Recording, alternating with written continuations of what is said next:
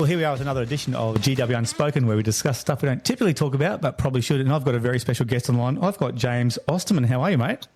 Yeah, good, Gary. Really good. Hey, mate, it's ideal we're not face-to-face, but I really appreciate you tuning in. Now, I want to put you on the spot here. We've got I've given you no question in advance. So it's a natural chat, which is awesome. So I've got some good ones coming for you, mate. This is going to be good for you. But let's just check in right now. Right now, how you're going. If I said like one's really low, five's high, whereabouts are you at the moment? Oh, mate, 5. 5? Well, you're on holidays, mate, aren't you? So we're not going to really talk about that too much. I'm a bit envious here at the moment, but yes. All right. And what's something at the moment in your life you're really grateful for? Mate, I'm grateful for my family. You just mentioned I'm on holidays and I'm up the coast and, visiting our son in Brisbane. And mate, I'm just grateful for the family that I've got to be on the experiences and the journey that we've been on for many years. And this is just one of them, to come and watch our son dance with Queensland Ballet. Fantastic. And we'll get into a bit of that in a second. And thanks for being open about that. Now, how do we actually know each other? Because this is actually only the second time I've probably spoken to you. Yeah, it is. I suppose the connection, I suppose the degree of separation is through your wife, who is cousins to Karina Burgess and Marissa, and my wife grew up dancing with them at Tessa Maunders Ballet Studio in Newcastle. And so that's the connection through that line. But then, in not ideal circumstances, we made a trip. Karina's ex-partner passed away, and so he was, when I met Tracy just over 30 years ago, I met this absolutely fantastic light in our world, Gunnar, and he became a very, very great friend of mine as well. And so we came up to pay our respect and met your wife in person. Just started talking about a few things, and again, naturally, just talking about my background, and teaching came up, and I was actually I'd actually made a phone call, a FaceTime phone call to my kids back in Newcastle. It was their Year 12 trivia night, of which I was supposed to be at and represent a table with them. It's pretty chuffed that they asked me as the principal. Yeah, that's good. But certainly I just wanted to touch with it because, for me, I just know how important that is. So and I came back in, and then she made the connect and said, well, my husband's right into wellbeing and connecting with kids, and you should talk. So that's how it came to be. And that was a good summary, and it was very interesting. I had a phone call to you, and I think we're on the phone for like 45 minutes or an hour, like we've known each other for ages. It's such a great connection. And in advance, I want to thank you for your time, for that trust to come on the show today. But also I'm looking forward to, probing some more questions from you, because I'm sure some of the listeners and parents, teachers, community members out anywhere would love to hear some of your background and some of your thoughts around this area. So look, let's get into it. How would you describe yourself at the moment? I'm putting you on the spot here in 30 or 60 seconds. Who is James? Look, I'm as far as a profession, I'm a very, very proud principal. In my first year at Lambton High School, Newcastle's third biggest department of education or public education school. I'm really grateful. 12 months ago, you would have said I was in this position, I would have went, you got to be. The way my pathways worked. I'm a father of 2 wonderful children, Isabella and Joshua. Joshua, you just heard, is a professional dancer at Queensland Ballet, and extremely proud of my wife and Isabella, who run a business together, a ballet studio in Newcastle, quite a successful, over 30 years. So that's me. Look, I love I've got a sport background. I love all things sport, but at the moment it's touch football and water. I love interacting with people. I think relationships for me is, I'm a people person. But I absolutely love what I do in education. I think, making differences in lives of kids. Love supporting my wife in the ballet studio. So I have 2 lives. I have a school life and I have a ballet life. And the ballet life is prop building, stage managing that people don't know about me. It's the one thing that I have to sort of explain to everybody, that I live 2 lives. Nice. But then outside of that, I love renovating. That gets me away from, I suppose, the bigger part of the world when I can renovate and try new skills and try something different and stand back and go, I did that, and then help others. I suppose the James Ostermann that I hope people know that I'm willing to do just about anything for anybody to help them out. Mate, that's fantastic. And so you're one of those real men who can work with your hands as well, hey? That's really important. That's well, good. I try. Yeah, I'll have a go at it. No, fantastic. And how have you gone? Like, has there been much connotation, or was there any bad feedback for your son when he's growing up and doing ballet? Like, was there much stigma around that? Look, it's really interesting that you say that. Look, in the early days, no. He came in, obviously, a lot of people think that because of the ballet studio, he came into it straight away, and that's not the case. Yes, he was in and around it. He started dancing and showed an interest, and then went away from that. At about 7, we were doing and I was coaching him soccer. He had karate training going. He had gymnastics, and we had dance. A couple of years into it, we had to pull rank on him and go, nah, too many sports. Come on, we've got to nail that down. He went away from it and then came back at about the age of 10. And at that time, middle of primary school, there was a little bit of stigma. And then fortunately, there were 2 other boys that he danced with at the same primary school. And look, the reality was we'd heard about it. And so the way Tracy and I dealt with it is we went and visited the principal, and she knew I was a teacher as well. And we said, we're going to fix this. She said, how are you going to do that? And Tracy said, easy. I'm going to teach every class a dance, and we're going to put a show on for the whole school, free of charge. And so we did. We taught all the boys. We taught every year group and put them up there and showed them. And Josh obviously was part of it, but Josh was part of the group. He wasn't a featured soloist or anything like that. And we did that for 3 years running. We taught them a lesson, lesson in. This is what to appreciate. Small community. Anyway, we got to year 5, and, I knew the local school he was going to go to, and it could have probably got a bit of ostracising, and I just went, you know what, I don't want to be that dad. Don't want to be that dad in the sense of going, he'll be okay and he'll stick up for himself, because it wasn't about that. Yeah. And we moved him to a performing arts school in year 6. Best decision we ever made.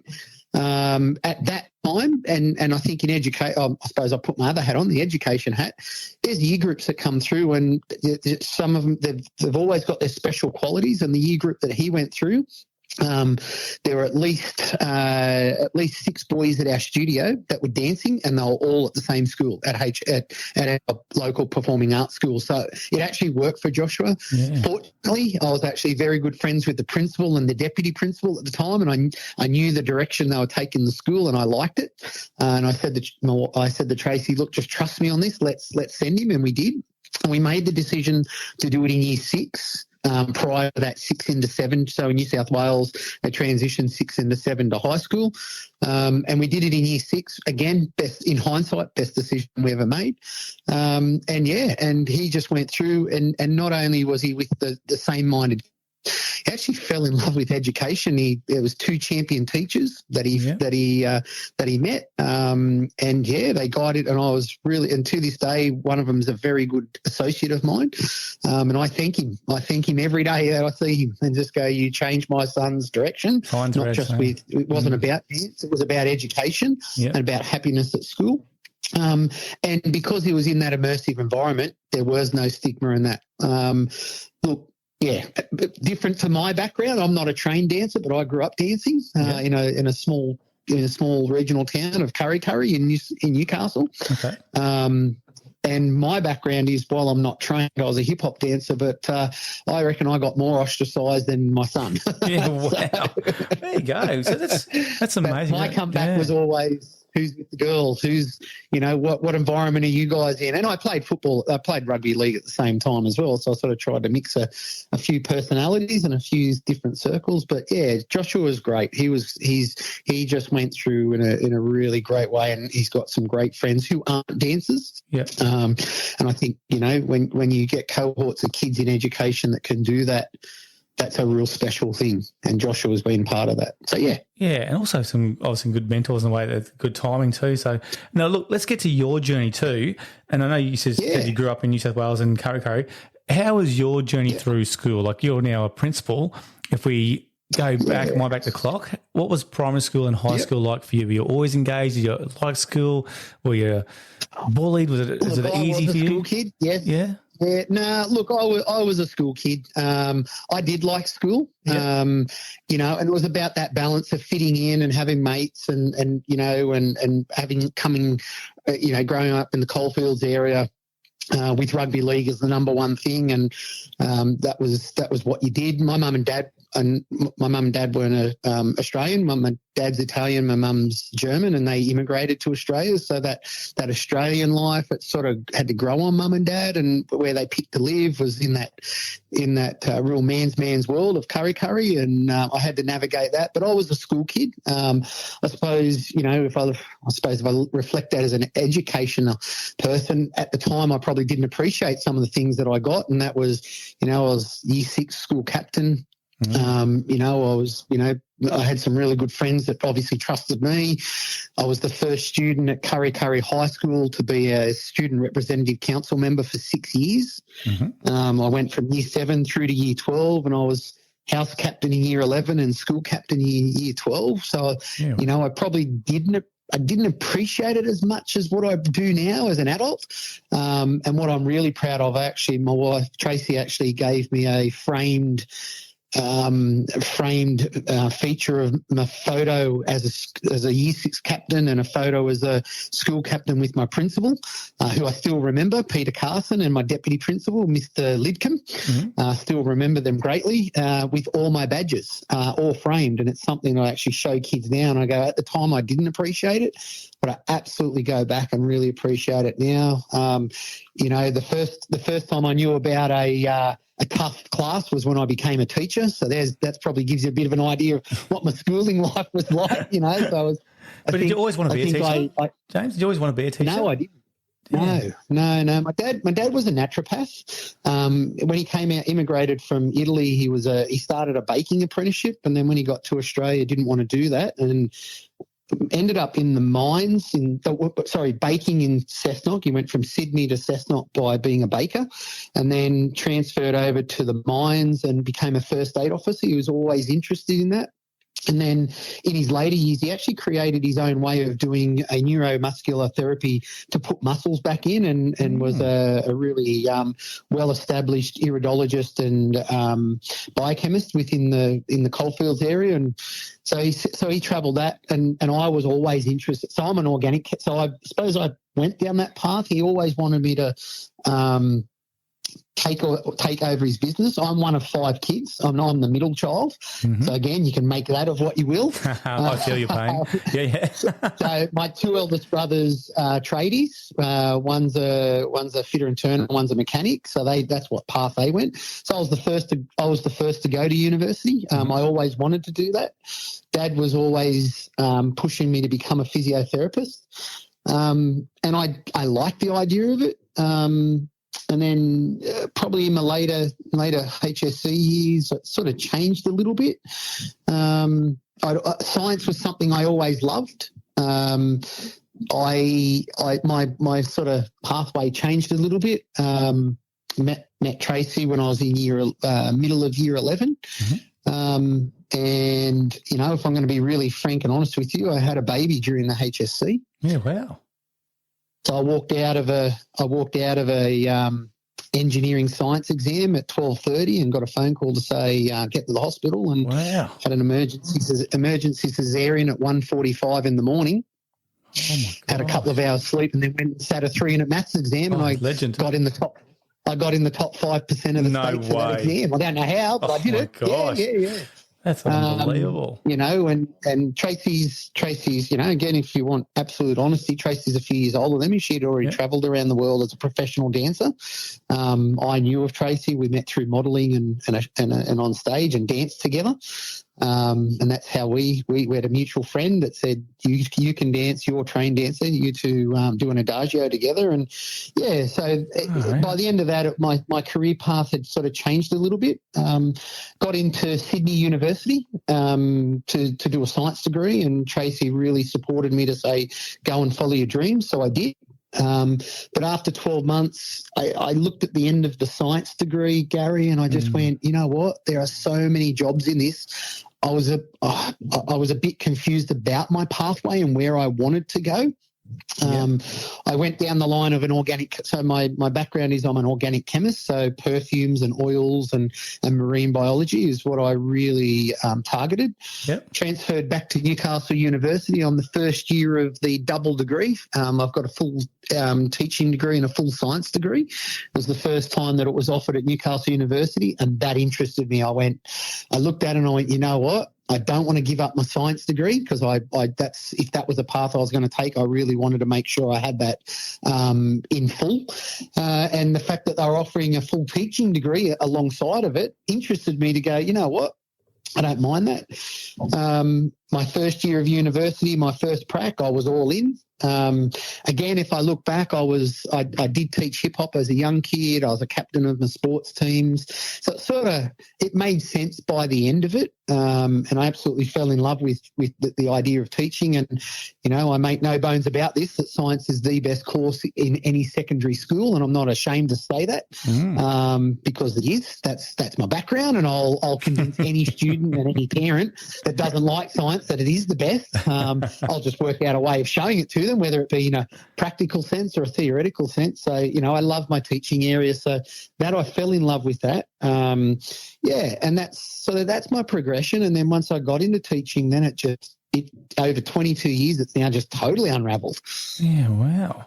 And that's amazing, that story, because when you look at what you just said then, and you must have gone through some resilience and being a young father and doing the HSC, but even from primary school, you're actually drawn, or you're shaped, whatever you want to say, to leadership. You're in leadership roles, weren't you? Like you're often the leader, look, even as a sporting team. Now I look back at it, definitely look back at it and go, yep, there's some things that I could go, somebody could go, well, if you line them up, this is this and that's how it happened. But at the time, you know, in that teenage brain of just doing things that you do. And I suppose I've always been a calculated risk taker, so I've been happy enough to change paths and do things differently and or have a go at something different and see where it takes me. And certainly, like I said to you, you know, I had great friendships at school, even in that circumstance. You know, I had great friends. I had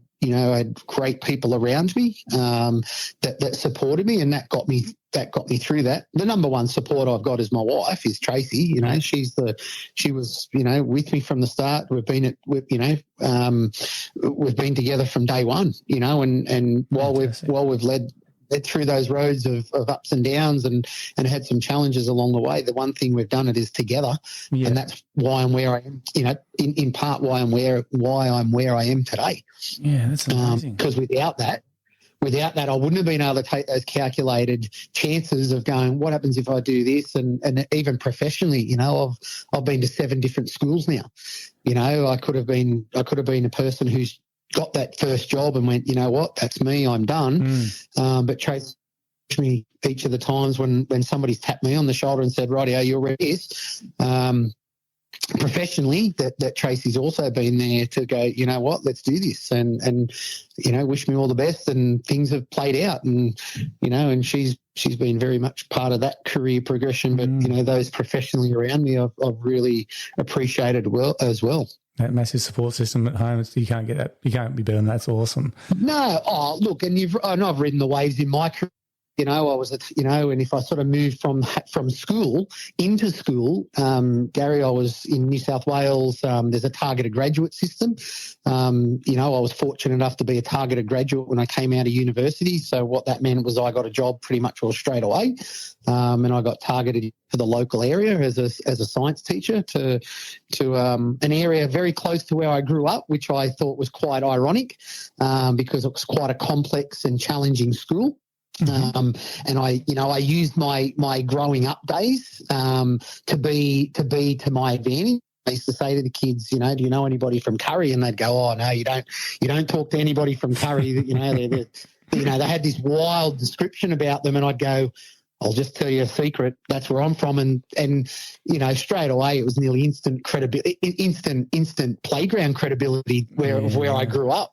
And so from that, was great. And one of the resilient factors I had to meet was a teacher actually said to me, you shouldn't have got this job because my friend who's been out west and got so many points in the point system should have got this job before you. And I just went, okay, that's an interesting way to meet a new staff member, but I'll take it. I need to understand who you are. And that person actually became a really close colleague of mine. And when I got promoted 3 years later, it got her going she got promoted 12 months after that, and she was late in her career. So, so I suppose, as a career-wise, I'm really proud that I was one of the youngest head teachers in Newcastle. I got promoted after 3 years. Yeah.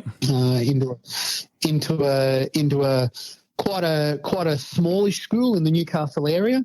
And then 3 years after that, I made a decision to go to one of Newcastle's biggest schools to do exactly the same job, which was, again, funny in the sense that I went from supervising 3 teachers and 1 lab assistant to then going to supervise 13 teachers and 2 lab assistants. And if anybody out there wants to do the job for money, I was paid exactly the same money. Yeah, wow. Yet my management and my the professional association and management was crippled. But I loved every bit of it. I went from quite a complex school to one of the most affluent and aspirational schools, and those 2 different contexts in the same job taught me so much. Then I was lucky enough to get a deputy principal's job on a short term just to go and help out a school. And that just paved my way to that next senior leadership. And then I've been a deputy principal over 3 schools, and I was a relieving principal for 18 months and got the permanent principal job. So even in that position, Gary, I've been really fortunate enough to be guided in that journey as well, and it's taught me a lot along the way. But James, is that something you've always craved? Was there a time in your career as a teacher, a science teacher, you've gone, I want more leadership, I want to be a principal, I want to have my own schoolwork and sort of lead others and govern the ship? Like, have you always had that? No, I haven't. I'd say to you quite openly and honestly, Gary, no, I've never. My journey. I'll be honest that the first 5 jobs that I got were from principals and senior leaders telling me that I should be going for that job. I can still remember my first one. My deputy principal came down to see me and said, James, it's Wednesday. This job's just come up. It's due next Wednesday. I expect a CV on my table on next Monday. And that was my introduction. And I went, okay, if that person's telling me that that's what I should do, then that's what I should do. The absolute trust in that. And Gary, if you want to talk resilience in our system, you go in the New South Wales system, you apply for a job, you go and do an interview, you get offered the job. There's a 10-day appeal period that jobs need to be processed. And I was given some information to suggest that, every job goes through a 10-day appeal period. It never gets upheld and taken back to the start again. Well, guess what? In my career, my first ever job, I got it. And at the end of the 10 days, I got a phone call to say, you don't have this job. There was a mistake made during the process. No way. So I had to do the whole thing again. No way. As history is, I got the job again. So I may have made a few more people upset by getting it a second time, and that was in my 3rd year of teaching. So I was pretty green out there and pretty, obviously young. And again, probably didn't appreciate what I do now as a principal, didn't appreciate it as much as what I do now, how serious that nature was, because now I run panels and know how important it is to run a very transparent and non-biased process. So there was something that was put into my career really early. And then from there, even my next position, even to go sidewards, a senior staff member said to me, look, you've been in a small school looking after, a couple of staff members. If you see yourself long-term in these roles, it'd be best if you go and try your hand at the same job, but in a different context, so I went from a school of 400 students. At the time, I think I was running maybe 5 senior classes. and I went to a school of 1,300 running at least over a dozen senior classes that I ended up taking to 20 senior classes. And in New South Wales, we talk about band sixes being the echelon of the results. And when I got to this school, this larger school, the science faculty on average were achieving about 2 to 3 band sixes out of about 50 in the school. And after 5 years, I'd taken the faculty from 2 to 13. It's probably one of my proudest journeys. Wow. With being able to move 13 staff members in a philosophical view of not doing the same thing over and over again and getting the same result. And that was something I said to them quite repeatedly. And when results started to change, they really jumped on board with me. And I really appreciated that. The deputy principal role, Gary, always interested me, but I still love teaching. And so when I went and did the DP role at another school for 2 years, it was a 2 deputy school going back to 1. So I knew I was on a timeline. They offered me the ability, or they offered me the opportunity to keep teaching, which I did. And I'm really grateful for that, because it did teach me about the management of a senior leadership role and teaching and that balance between it. The first 6 months was great. By the time I got to 12 months, that balancing was a bit more tougher and trickier. And I think by the time I got they offered me the seniors because of where I'd come from. While I got those seniors through, I don't think I gave them my 100% because I was trying to balance too much. And I'd often find myself apologising to the kids because I'd have to get taken away with some, pertinent issues or some critical incidences that were, when we're talking about kids with high serious incidences, I needed to prioritise that, unfortunately, over my teaching. Over lessons, I was fortunate enough, I had a group that went with me, so I'd pre-planned a lot of stuff so they could go with me on it.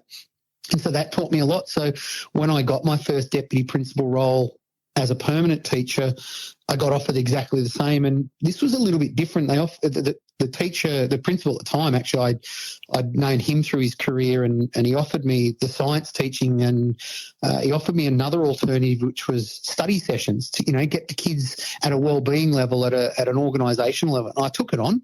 And again, my journey, while I wasn't hunting it and wasn't asking people for it, I went down a future-focused learning and sort of broadened my career of teaching tools. And, so I learned a few things about some other things, and I think I've mentioned this to you in our phone call about a breakout kit. Happy to come back to it if you want, but that's where I actually learnt and tried. I took a risk on a breakout kit. It's like an escape room, but for school educational purposes. Cool. Something I still do today, 15 years down the track of becoming a senior executive member. Went to a senior school, senior college for year 11 and 12 only, and principal asked me exactly the same thing. Do I want to teach? I've never really wanted to get out of the classroom. It's probably my biggest as a senior leader. But what I've done, Gary, is I've worked ways on how it can actually help me and suit me and still give me that little bit of a, fill up the tank every now and then. And so study sessions, you still get the kids on a different level. And while you might be managing them with behaviour and welfare, you've got that balance to switch off of that and switch over to a supportive role. And I can honestly say in my first 12 months, while it may not be my total career as a principal, I'm still in the classroom. I still find myself going to visit classrooms, and I'm still teaching the high potential gifted education kids with my breakout kits. And I've gone down and taught a couple of science lessons. So, that bug is still in me. I'm not prepared to let that go yet. And at this stage, I've managed it through my career, and I hope I can manage it right through to the end of my career. Well, surely they'll give you respect too on the ground when other staff members see, the leader on the ground and getting their hands dirty. That's always going to give you credibility as well. I was going to actually ask you. That's my hope. Yeah, well, surely. And I was going to ask you too, let's get into your role a bit. What are the stress levels of a principal? I know you're on holidays now. I had a bit of a joke and a banter at the start. Deep down, I'm still angry at you, but no, not at all. But what is the stress levels of yourself? You've gone through leadership all your life, really, when you look at even the sporting teams, primary school, high school, sideways jobs, deputy jobs, now principal. What's it like now at the top of the school? Is it stressful?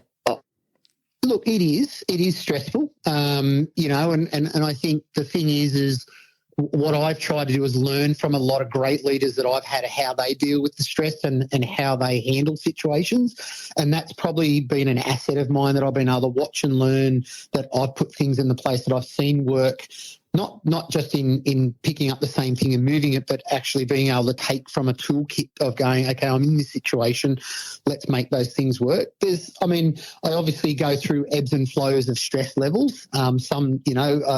I find myself already after 12 months saying to people, the principal role in one day can be the most exhilarating and the best job in the world. And within a matter of seconds, it can actually change and probably be one of the toughest and most stressful and complex jobs in the world as well. Wow. That's just the life of a principal. It's often not knowing what to expect, because at the end of the day, what I am dealing with is, I'm dealing with humans at a level of students, of staff, of parents and external community members. And at the end of the day, for me, the stress is about a lot of things aren't my fault.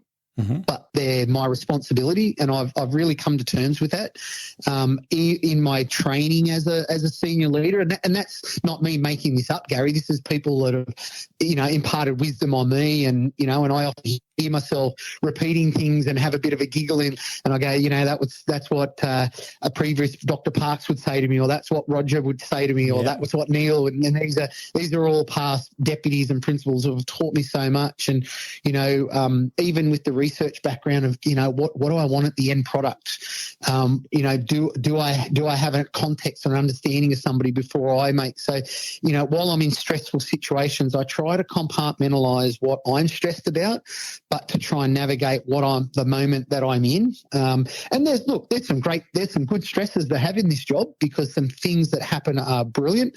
But it's, the changing nature of some of the things can be really stressful on a daily basis.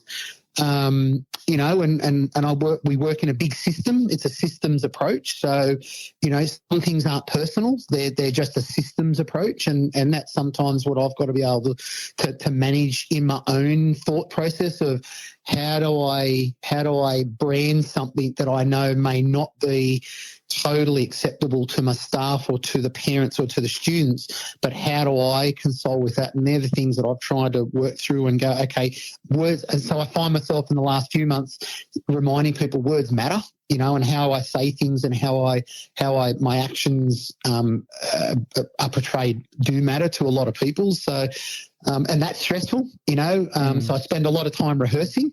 I spend a lot of time making a few little notes, but again, I've also based that on some of the training that I've had as well, and really ground myself in some of the things that I've seen or know that work. And it's trying to keep to it, not just to a script, but keep to a context so that it's respectful. Because again, I've been in some situations where my intention, I thought, was honest and the right way, and sometimes things flip on you, and you might say things in a way that you hope add to the situation, but they haven't. So I've learnt from those. So I suppose the energy for me, the other thing too in the principal role is trying to maintain the energy, because you are that person to everybody. And and even in that deputy principal role, you're there to support the principal and make sure that that you're a combined front. And I've had you talk about gratitude. When we started this, the gratitude that I have is to the senior executives that allowed me to work with them, not only to train me, but then to work side by side with them, to know that, there's been a couple of times I've had to console with my own philosophical views to go, okay, that's not how I would have done it, but I stand here together. And I've learned a lot about myself and what that impact has on others by doing that, whether you agree with it or not, that sometimes it's for the betterment of it. So you need to go with that. So, and I suppose one of my biggest stresses is I just want every kid to succeed. That's probably my biggest stress. That I just want to find a way when I look at a group of kids in all the contexts I've had to go, all right, so who's the kid that thinks we're not seeing them? to then be told, we see you and this is what we can do for you. So, and that drives me every day to go, you know what, I want to find those kids and know that they know they're seen and heard and valued. So, yeah, and I love that, because I remember you telling me a story about one of the guys that it took you 3 or 4 years to crack, and you still have that relationship now as that student's moved on. And I just know that's your heart, which is amazing. I've got a couple of questions I want to ask you, and I know it's a bit of a cliche question, but I'd love to hear your feedback because, look, the connection between us was, I love it because you're obviously a thought leader, you're an innovator, and you're big in the wellbeing space. We're going to talk about that in a second, if that's okay. But first of all, here's a blanket question I want to ask you, because I think there'll be a lot of people out there thinking this, and particularly parents. Do you think students have changed over the past decade? That's the $1 million question. Yeah, look, they have. Yeah, you know what? Here's the thing. Kids are kids. The frontal forebrain of any teenager, the complexities and the neurological pathways are developing in every teenager every year since I started in the year 2000 to 2024, and they'll continue in that same phase to change of what they're changing, Gary. Mm-hmm. To me, the environment has changed. I'm an environment person, and as far as, you set up this really inclusive, motivating, engaging environment. I would say it doesn't matter what year group I've taught from year 2024, if you set that up, they'll engage. Yeah. The type of student, yes, I think the $1 million question is they have changed, and it's because of the changes in the environments that we've got. They're switched on with their mobile phones. They're switched on with how much content is out there on TVs. I used to talk about 10 years ago about flicker speed, twitch speed in eyes. There was some research I looked at about 10 years ago that if you look at the changes of commercials, if we talk just commercials, you go back to 20 odd years ago, commercials in 30 seconds probably changed 5 to a dozen times in sceneries. Go and have a look at a commercial today, constantly flicking from one image to another. And that's that wiring of these kids' brains now. And guess what? It's actually evolved into our classrooms where it was for an extended period of time to sit, listen, engaging something. Our teaching practices now, are, in a 1 hour lesson, you need to be looking at 3 to 5 changes in the activities. Slow that right down to a shutter flicker speed where you could get away with 1 and 2. We're now up to 5. Yeah. So there's a connection with how our community, our environment, and our media and all those sorts of things have changed with our kids and our teaching. So I don't think nothing has changed to say that it's not about I want to say this eloquent to you. We've still got to be out. We've always been looking for things to engage kids. There'll be those kids who will love certain skills of how to do things. It's just the breadth of what we've got. Even the idea of some of our kids with their learning, their metacognition and how they learn. We're more open-minded about what it is that students' barriers are, and to try and accommodate that. There is a point at which how much do we go? Because that's stressful for teachers. And for me as a principal, it's how do I manage my staff to know that they're doing a great job, but just to be open-minded and say, if you've done a lesson or lessons, a sequence of them, and there's still that kid not getting it, then, try to find that flick and that switch. And I think that's the change. That $1 million question is you're still looking for all, and the breadth of it has just increased. I love that because it's a bit more of a challenge to go, right, have I got everybody? And we talk about things like formative assessment. Yes, it's been around and it's been there, but we talk about it more openly and honestly about, are we doing that to find out where our kids are at? So, the answer to your question is I think they have changed, but it's changed with a number of factors and contextual things that it's changed for all of us, even as adults. And, I haven't mentioned it yet, but I'll mention the mobile phone, and that's, for me in my career, for 23 years ago to now, that has been a big game changer. And it's not just the mobile phone, it's the iPad and the computers and the accessibility and the speed at which we can get our information. 15 years ago, I was talking at a level as a digital coordinator and a science head teacher in a school about the use of multimodal and flipped learning. Now it's that's how we're teaching a lot of these kids, because they're going home, they're learning it, coming back, going, I already know that, let's move on. And that's the complexity. But guess what? Not every kid has access to that. And so guess what? We have a differentiated learning in our classroom that hasn't changed. I mean, if I go back to my days, I was blessed with the fact that my mum and dad had the World Book Encyclopedia, volumes 1 to 24. And when I did my assignments, I went straight to it. And that's me giving an association with the kids to go, I was lucky with that, but some of my mates didn't have that. The same thing today. Not every kid's got access to an iPad and an iPhone or knows how to use it appropriately. So it's same but a little bit different, with a few contextual barriers and complexities that we've got to deal with. So, So you talk about some of these things that a teacher can do, like, you talk about the environment, and obviously the environment, if it's got a bit of novelty and some stimulation, some fun, and, you said 3 to 5 activities to be able to change it up. You talk about differentiation, knowing their barriers, all these things you're talking about. Are they the characteristics these days of a good teacher? Are they the things? Absolutely. Is that what we just said? Yeah, I would, and I think you've got to, the way teaching has evolved.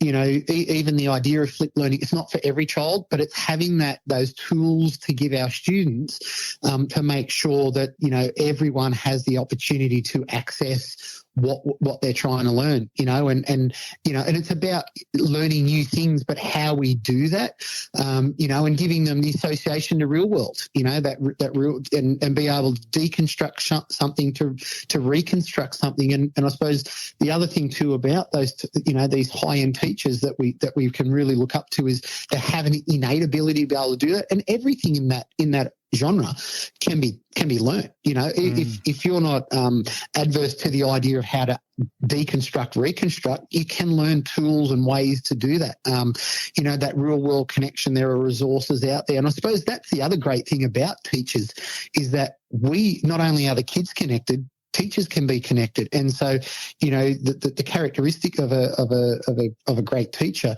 not only is in their personality and their connectedness within relationships and their content, but it's about having that ability to take a risk in structures of giving kids something a little bit different, in doses, in small amounts, so that they can actually see value in it and then repeat it back again, and just mix that around and build on that, so that when you teach a skill set, you don't have to keep going on it, but come back to it to see that the kids can work with it later on. But certainly they are all things we are met with as teachers, Gary.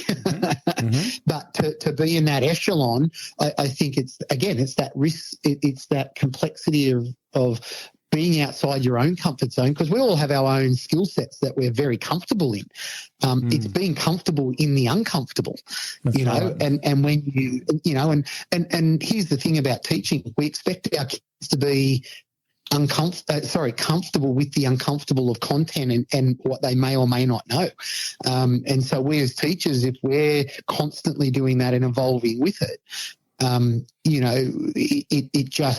it marks that great teacher to be able to keep in front of, and look for, the other thing I seek is the improvement that we want in our kids. Let's have it for ourselves.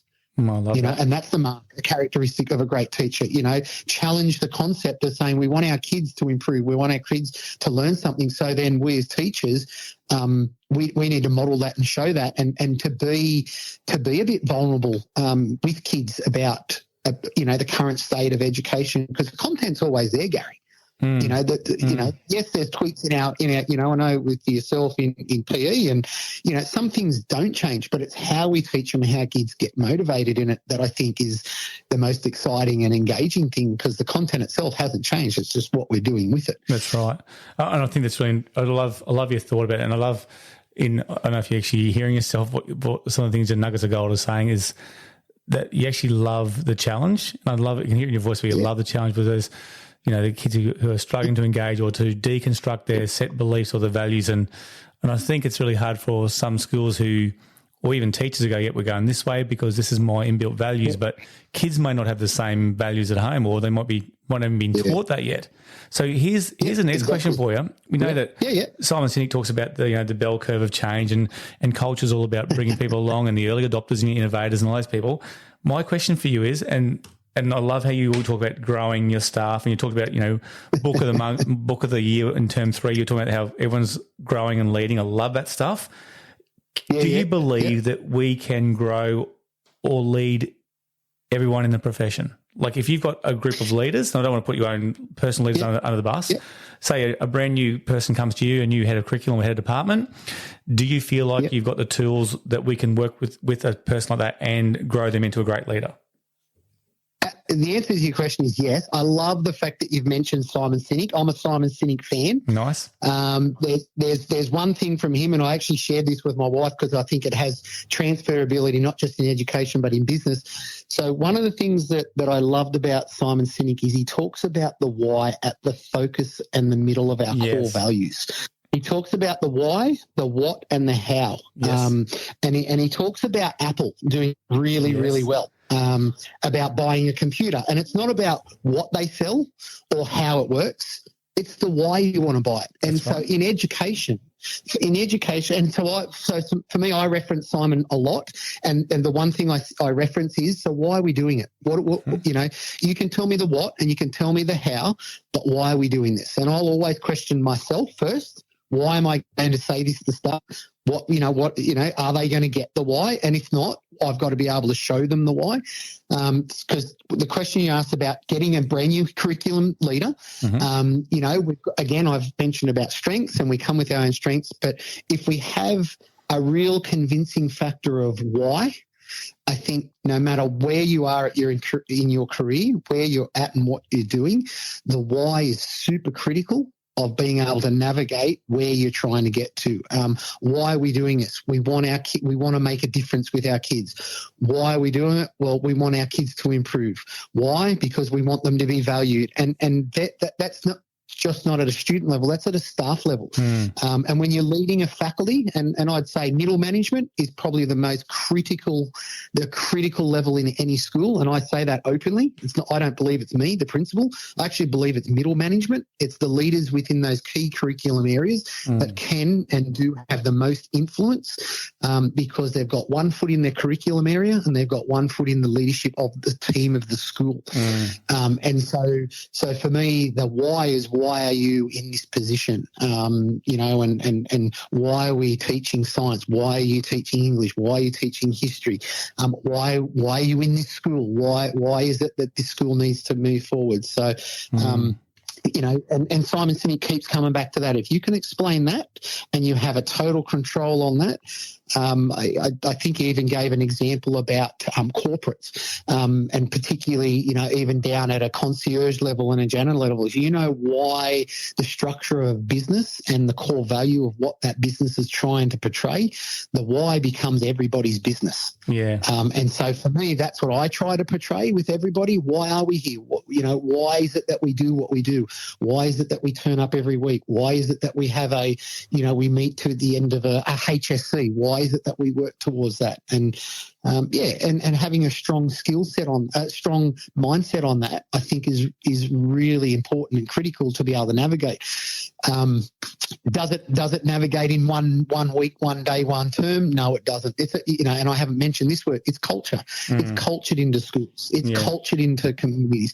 It's cultured into corporate. I talk about obviously myself personally. It's cultured into a faculty, cultured into a class, cultured into a school, cultured into a community. And when everybody's together on it and know what the culture is, then you move quickly ahead.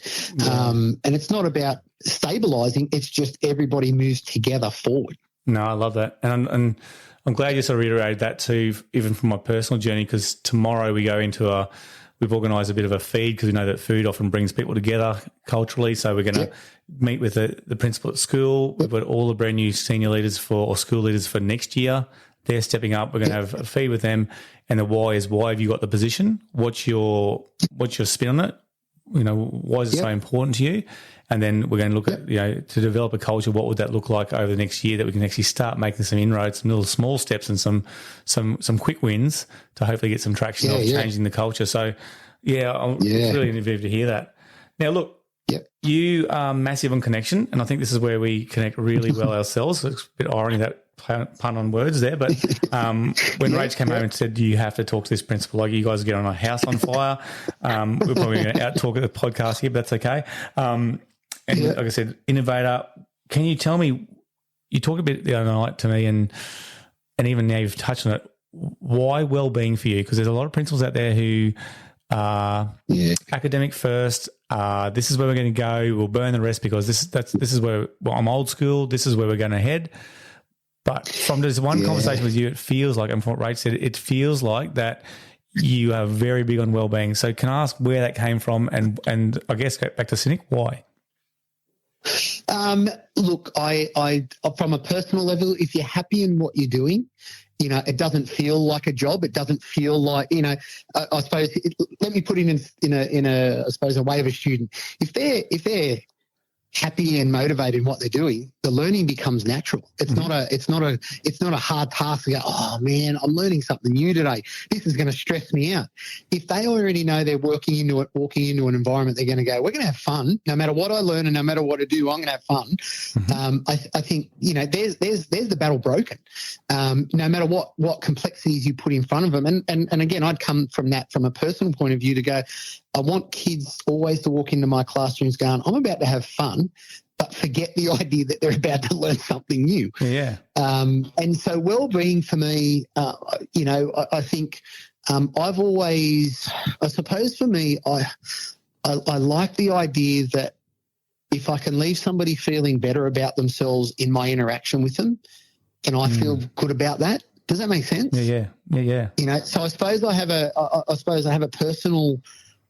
a personal challenge to go, you know what, while I'm not going to tick boxes to go, I think they're happy now, I think it's, for me, high energy, being motivated is something that I feel strongly about. And I don't want that to sound that I want every kid to, come from a wellbeing perspective of having the same energy. It's just understanding where their energies are at. And so for me, I think dealing with the full complex case of a classroom where kids are motivated, you can see, the most motivated kid and the most highly academic kid doesn't mean they're the most happiest kids. And I learned that really early in my career. And so it was those probing things of going, how do I make things along the way that without saying, are you happy, but doing things along the way that you can actually see body language. I suppose one of the things I wanted to be intuitive about was body language, and you can see kids, and then you've got kids that come in with real challenges that they want to learn, they just can't get past the idea of going, I'm no good at this. Learn helplessness is a real thing. If you're told you can't do something, you're probably going to learn that. So for me, well-being, and I'm trying to answer your question, it's probably something I've highly valued in my own class. Then I naturally did that as a head teacher, and I wanted my faculty, because one of my faculties I led was just falling apart, and they just didn't get on. They had lots of different personalities, and that's okay, but we've got to work together. So I had to find ways to do that. I'll let you in on something. I find humour one thing that is my go-to. Gary, I will always, and sometimes I've had to be careful with that because, I don't want to, I'm not a comedian. I cannot do it. I need a joke. I have about 10 joke books.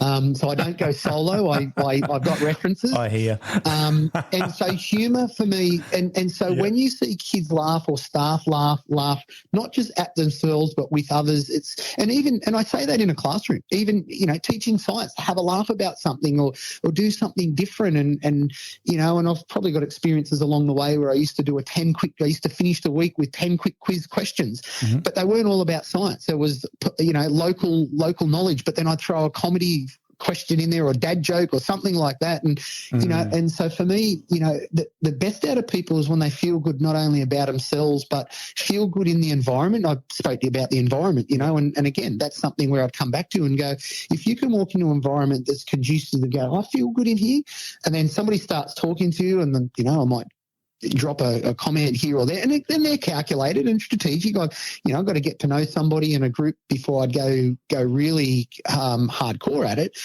But I think, you know, to see people laugh and then take the serious nature, because I think I first started my career wanting to be firm but fair. Yep. And that was something I really, really wanted to be clear of. But that fairness came about going, loosen up a little bit, show that you're human and go on that side. And then, again, it went from students to small staff, and then as a deputy to manage whole staff. And so for me, I think the idea of wellbeing too is not just about having fun and having a time, but it's about knowing about yourself and how to deal with those resilient and those stressful, being resilient and having in those stressful situations. And in the last, or Gary, I want to say to you, in the last 10 years, I've been more conscious of working with people, not about what is well-being, but actually how to manage well-being and what strategies to take, because kids will tell me, and they told years ago, Mr. Ostermann, don't tell me about what stress is. Don't tell me about what mental health is. Tell me about how to management. Give me the tools. Give me scenarios. If I'm in this situation, this is what I do. So I've done a fast 4 breathing exercise when you're in stressful exams, and, you know, it's okay to stop for 30 seconds and recalculate your breathing and recalculate your heart rate. And, you know, for some that's a small thing, but for others it's a big thing, but they've not known it. No. And so for me, well-being goes back to that, having a good conscious self-worth around who you are, and being in unfamiliar environments, because, you know, as we know, kids don't like to be in unfamiliar. Guess what? So don't staff. So putting them in some unfamiliar situations to actually engage and connect at a at a level that can get to know somebody else. I used at the senior campus, I'll give an example. I ran a wellbeing afternoon once a term. Every staff member had to pick a wellbeing activity, and it ranged from being in a school gym, getting absolutely annihilated by a gym instructor, to choosing to do Tai Chi, to do artwork, to play board games, to learn how to be a barista. So, you know, just in and every term they did something different. There was a historical walk. I did an amazing school with staff cross faculty groups, and you know, and so along the way I've sort of learnt the importance of that. And so for me, that's, you know, I suppose I've always wanted to have fun. You know, I said to you at the start, you know, that energy, you know, and it's not about being active, but that's that passive enjoyment as well, because, you know, again, I've had to appreciate and learn over time that for staff and students, that not being active is not a bad thing. It's just finding a task or a challenge that can actually engage with others and or yourself, that actually connects with somebody. And I'll use the example of Tai Chi. While Tai Chi is a real personal thing, to stand beside somebody and watch them do the maneuvers that you've never done and they've never done, and actually enjoy that together in a way that's connected, not through a conversation, but connected through actions and looking at each other, I think is a really powerful thing. And so I've learnt that over time. And, you know, last year I had 2 Aboriginal students that I taught all the way through the HSC, and they came back and were Aboriginal support workers for me. I got them to teach my whole staff Aboriginal dance, and I had some really stressed teachers. They absolutely loved it, and they connected on one thing, and that was they learnt something new. I've had kids do it. You know, the breakout kits. I run a learning conference for you. Really, you know, you talk about well-being. My crossover from year 11 to year 12 is based on a one-day learning conference. And the last thing we talk about is academics, or ATAR. We actually talk about how to look after yourself, well-being. How are you learning? Where are you on this scale? Learn something new, do a new skill. You know, so it's, look, I think it's something that I've always liked myself personally, getting back to your question, but I think what I've been able to do in my career is probably broaden that and play with it a bit more and see the value of it. And so because I've seen the value in it, and it's not for everybody. I know I've had some staff saying to me, please don't make me do that ever again. But that challenge for me is, okay, so if you don't want to do that, then what is it that you would like to do that will engage you and will make you walk away going, I actually had a fun afternoon. And so, for me, they might say no in that situation, but I've tried to do something else in the future that they've come back and said, actually, I did enjoy that one. Well, okay, well, we talk about wellbeing, and I love he do that. But what about for Principal James? How does he support his own wellbeing? What if he's having a tough day? Or I know you've talked openly. I love that you're a family man first, and you talked about your lovely wife, and you obviously adore your kids and stuff. And you've got your touch footy. But what do you do to support your own wellbeing? Like, who's looking after you, and who do you rely on, and what do you do to support that? Yeah, look, I think my first thing I'd say to you is that I can debrief with my wife every night and just let her. She's my listener. That's my first thing. Yep. Me in a stressful situation, my reliance is on my wife and family, and sometimes it's not even talking to them about school. It's actually just listening to them. The things I do love, and Tracy may or may not ever pick this with me, but I'll ask her how her day is, and she'll tell me, and it could be the best or the worst. But the fact that I'm listening to her, I can actually step away from my stresses. Yes. Yeah. I think knowing that I can go home or be on the phone to my kids and listening to them. I probably don't do it sometimes as well as what I should, and sometimes I've had to, engages with my sleep patterns, and I suppose it's being conscious about things, eating habits. To me, nutrition is really important. And not watching what I eat as a diet, but watching what I eat nutritionally is really important. I've done that for a long time. I may have had some phases where I may not have done the right thing, and if I go back to my uni days, drinking a lot of Coca-Cola was probably not great. But I made a switch from that, and those sorts of things, to not do them long term, but know the effects of those. Would I love to do more things and hit the gym more, or make my own little things, more habitual? Yes. I think so. Looking at my nutrition is really important to look after myself, because I think the moment you go down that path of not looking after yourself, you'll see the effects. Knowing that I can go home to my family gives me, every day that opportunity to recharge and refuel. I think the things that I do outside of school, to really be able to switch in and help Trace in the ballet studio and watch and disconnect from school, to be part of that, and that's not 24/7. Obviously, that's compartmentalised. I love doing things around the house of a weekend. So again, I can switch off and learn. I've mentioned that to you before. So to paint, tile, a lot of things that I can walk away from and go, and thank God I don't do that for a living. Great, and but it does. It's a disconnect. It gives me sanity. It does. It sounds crazy. It might sound crazy to a few people, Gary. But it does. I suppose those small doses of those things can actually refuel me quite quickly. And I suppose that's how I do look after myself. In that sense, I suppose taking pride in being I suppose being conscious of that, being aware of the moment. And not getting too far ahead of myself, I think, is another thing that, I love planning ahead, don't get me wrong, but the older I get now is the more I become conscious of going, actually, no, enjoy the moment. It will happen. Things will get there. And I suppose where I might have got a bit more stressed, probably a bit faster and probably a bit more critical of myself in the past, I can probably deal with it a little bit better. It's not that I don't get it. It's just how I manage with it. And I suppose it's all those little things that build me up to then go, no, I'm actually okay here. I can keep going.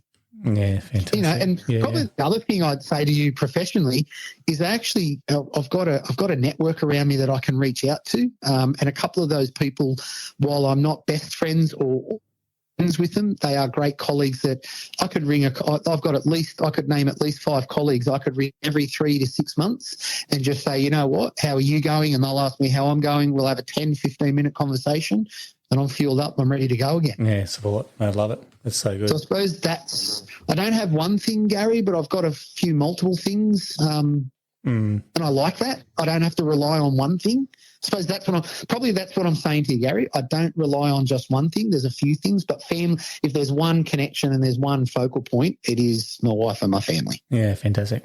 Well said. Well, mate, you've just absolutely dominated this podcast. So what I'm going to do? I don't know about that, but anyway. So what I'm going to do now is I'm going to put you on the spot for some fun stuff, if that's all right, because you said you like fun. Yeah. All right. I know you're on holidays, and it's probably you're eating into your leisure time here. So I'm going to smash out some really quick questions. Now, I've got 3 little segments. They're very fast. So the first one I'm going to ask you is, this is called quick questions. So I'm going to ask you a question, and the first thing that comes in your mind for this quick question, if that's all right. You ready for this? With a quick answer. Right, quick answer. Sorry, quick answer. Here we go. Ready? Favourite food? Favourite food? At the moment, far out. See, mate, this isn't very quick. Problem. This isn't very quick, mate. This is not very quick at all. Give me a breakfast, lunch, or dinner. Give me one, dinner. and I'll probably give you an answer. Dinner. Go dinner. Barramundi. Oh, okay. Favourite drink? Gin and tonic. Okay. No, that's all right. That's good.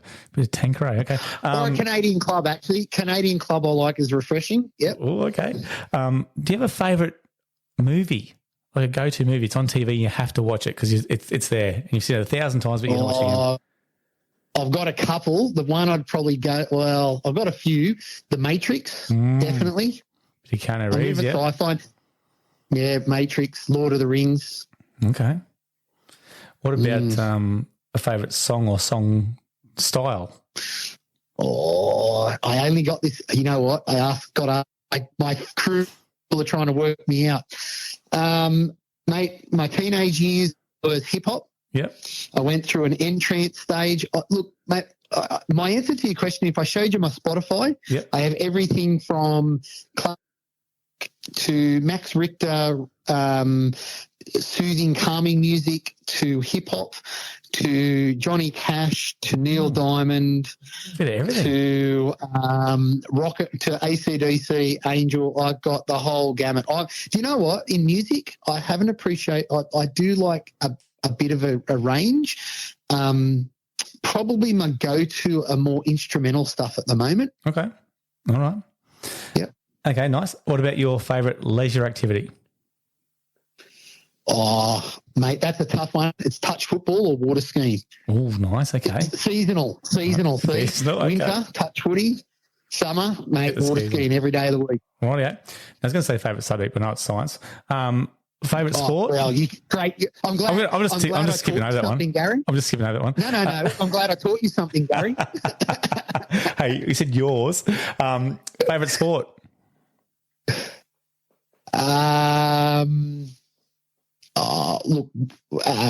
Touch football. Okay. Do you have a favourite colour? I do. Probably purple. Okay. Favourite holiday destination? The one I visited most is Fiji. Okay. Yep. Okay. I love Pacific. Yeah, I love the Pacific Islands. Yep. Okay. What's your favourite character strength you like in people?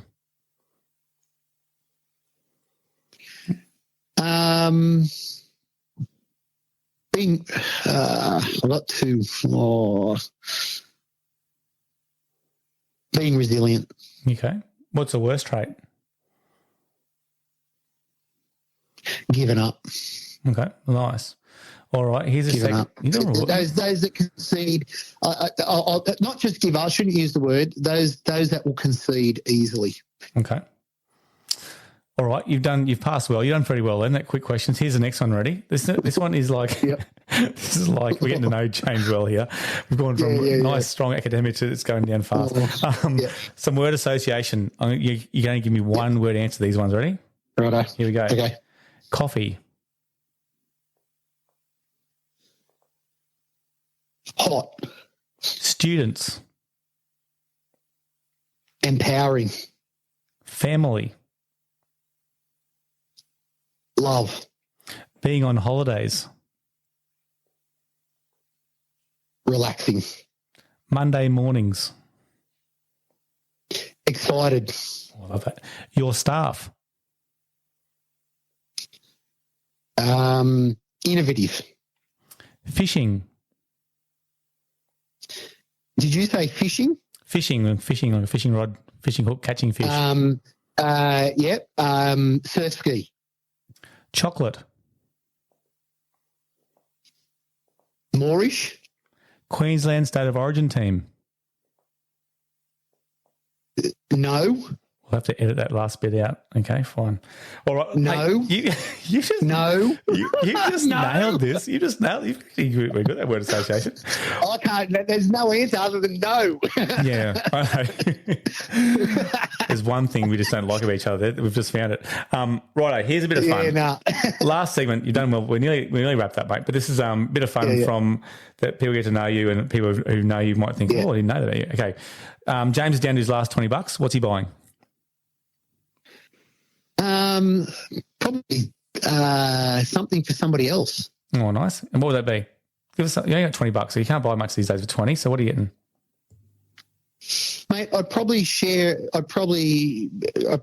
them the opportunity to come with me to buy something that we could share, like buy 2 obs or something, and you know what, sit and chat, have a chocolate bar each, and just sit and talk. Nice. Okay.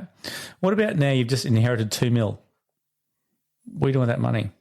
Oh, mate, here we go. Well, my wife would tell me I'm going to settle her debt with the studio so that way she can teach the ballet studio, not stress. Yeah. I'm probably going to, probably going to pay off my house. I'm going to travel.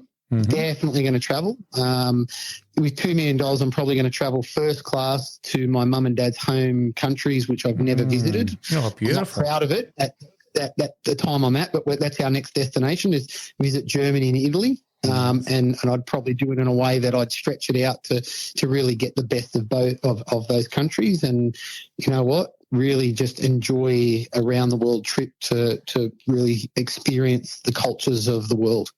Okay. If James could be anyone for one day, who would it be and why?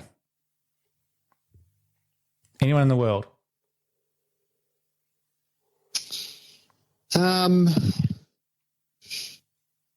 Far out. There's a lot of people. Do you know what? I've the person that intrigues me the most is Keanu Reeves. Yes. And it's the way he lives his life. He's a high-profile celebrity, yet he lives a life where he will still travel with a tram.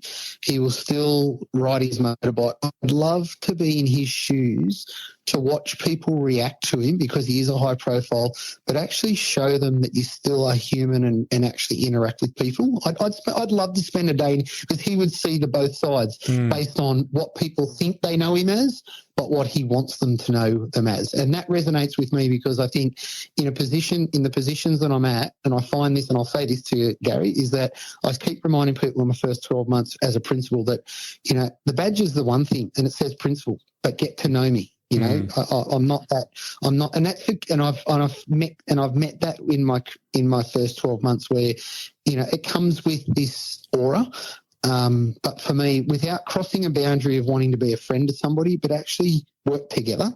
And Keanu Reeves resonates that in the real world, and I'd love to spend a day in his shoes. Yeah, no, and also experience the acting side of it and all that fanfare, mate. That interests me.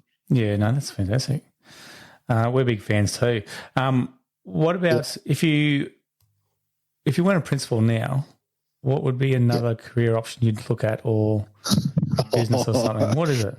Yeah, I do. Yeah, because I love renovating that, I would have loved to have gone down a construction, a carpentry and or electrical in that sense. Okay. What about James's 5-year plan from now?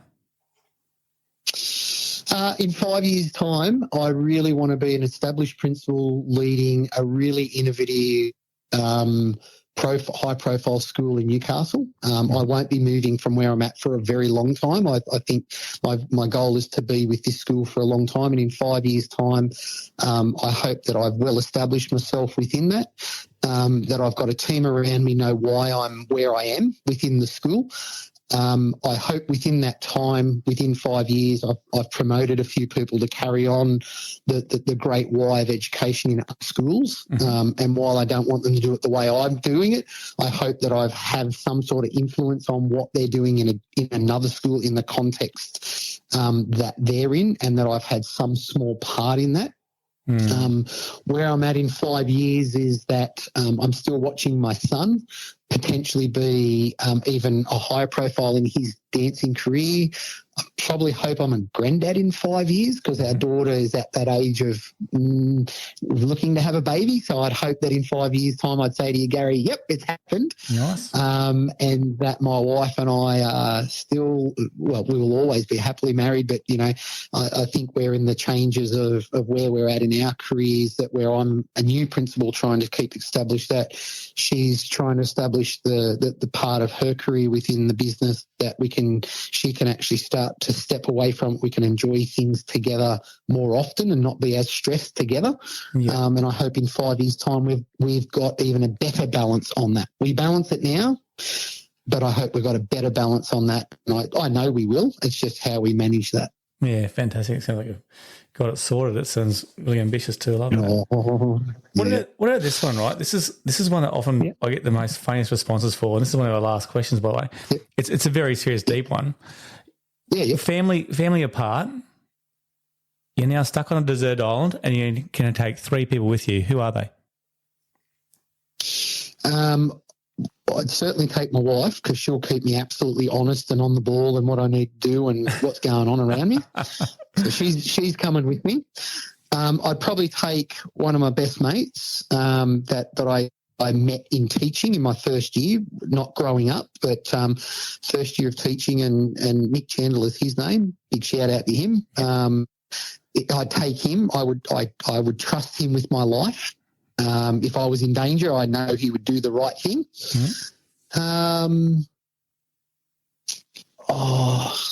You said 3, didn't you? I've actually had someone say to me before, I'd only take 2 people because then there's more food on the island for us to live. I thought that was quite interesting. Yeah, no, I'm actually the pathway I'm probably going to take. I've got somebody I know that loves me unconditionally. I've got somebody that I know that will have my back. I'd probably go, I don't know, I'd probably do something crazy like take a comedian like a Jim Owen or a Carl Barron or somebody like that could actually, you know, I said to you, humour's one of the things that I go to. And you know, while they may not be of any great help to me, bloody hell, it'd be funny to buy the time away that, you know, like the days that just roll one and the other just up, like, you know, that I don't know if they're the 2 right people, but far out, they are 2 people that I would love. I know both my wife and my best mate would probably actually go, yeah, you know what, we could handle them every day. That's fine. That's awesome. So there you go. That'd be my third person. Oh, I love it. Probably if I had a choice, it'd be probably Jim Owen. Yeah, he is. I'd probably take him. He's good. There you go.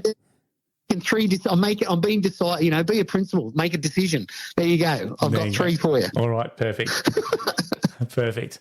All right, last serious question for you. I wouldn't care about it, Gary. We can work that out later on. All right. Last question for you, a bit of a personal question, if you don't mind having a stab at this one. What does James see when he looks in the mirror? So I'm not talking about the physical characteristics.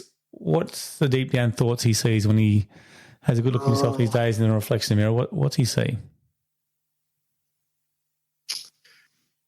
Probably the first thing I look at, but I will be really honest, that I'm really grateful for the pathway and the journey that I've been able to have. I think there's times when I do probably not just look in the mirror, but probably reflect on part of my journey. I may not have appreciated parts of it.